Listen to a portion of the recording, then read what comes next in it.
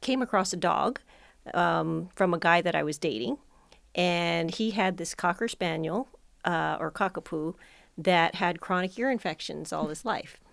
And What a surprise. Yes, a what a cocker surprise. with ear infections? No.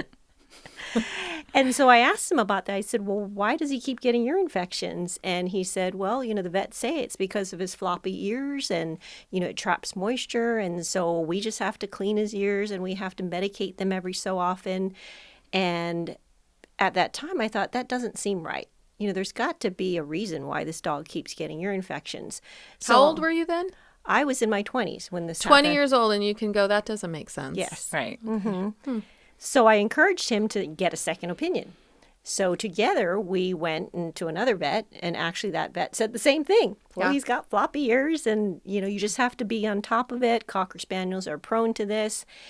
And so later on, I started to do my own research. I actually went to the bookstore and came across my first holistic veterinary book.